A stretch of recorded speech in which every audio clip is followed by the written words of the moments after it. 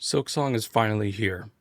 After years of waiting, speculating, and memeing, we're finally playing it. And the conversation around the game has zeroed in on one thing: difficulty.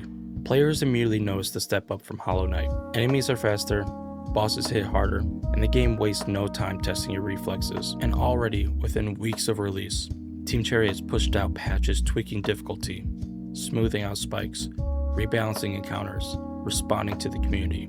And it made me realize something. Difficulty isn't just a design choice. It's not just numbers under the hood. Difficulty is culture, it's identity, it's pride, shame, and sometimes it's the very thing that decides whether we stay with the game or walk away. When you pick up a game, there's always a silent contract. Here's the wall I built, do you accept the climb? That's true of Silksong. It's true of Elden Ring. It's true of almost every great game. Unlike movies or books, games resist you. They demand effort. They test you before rewarding you. That resistance is what makes games special. It's why finally beating a boss feels euphoric. But when a difficulty spike feels unfair, when it drags on too long, when it masks the beauty of the game behind frustration, the magic starts to fade. And here's where things get messy. Difficulty isn't just personal, it's social. Beat Silksong's hardest bosses without dying? That's bragging rights. That's clout. That's proof that you've earned your place in the community. But admit that you dropped a game because it was too punishing, or that you used accessibility tools. Suddenly, there's shame. People act like you didn't play it the right way. But who decides that? Does clearing the toughest content make you a better gamer, or just a more stubborn one?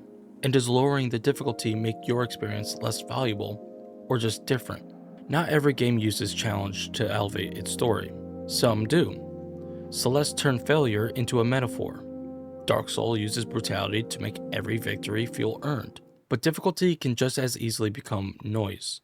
Cheap traps, spongy bosses, designed meant to exhaust rather than inspire. And when most players never see a game's ending because of a difficulty spike, like many did with Hollow Knight's hardest fights, you have to ask, is that making the experience better, or is it locking people out of it? This is the debate resurfacing with Silksong. Should Team Cherry ease off to let more players in, or double down on challenge as part of the game's identity? There's no single answer. From Software has thrived by refusing compromise. Meanwhile, games like God of War Ragnarok or Celeste expand their audience by offering sliders, modes, and tools. Neither approach is wrong, but what's clear is this: difficulty isn't binary anymore. It doesn't have to be easy or hard. It can be a spectrum, a set of choices that lets more people engage on their own terms. And maybe the hardest truth is, it's okay not to finish. If Silksong is too much for you, if you love the atmosphere, the music, the movement, but eventually hit a wall, that doesn't make your time wasted. It doesn't erase the joy that you did find. Walking away isn't failure, it's just choice. And it's just as valid as pushing through. The launch of Silksong has shown us something that we've always known, but rarely admit. Difficulty is never just about challenge. It's about how we value ourselves, how we measure each other, how we define the way games should be played. But the truth is simple: difficulty doesn't define you. The games you finish don't make you more of a gamer, and the ones you quit don't make you less. Because games aren't about shame. They aren't about bragging rights. They're about joy, about finding a way through a crafted world at your own pace. So maybe the question isn't whether Silksong is too hard or too easy. Maybe the real question is, how do you want to play? Hey everyone, thanks for watching this short one.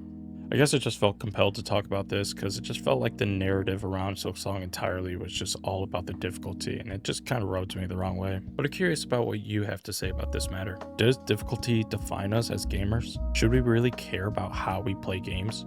And thank you all so much for the support on the last video. In that video, I said that I wanted to get to 1,000 subscribers by the end of the year, and I totally crushed that, and I can't thank you all enough. And if you're new here, please consider hitting that subscribe button. Don't forget to like and comment on this video, and I will see you all in the next one.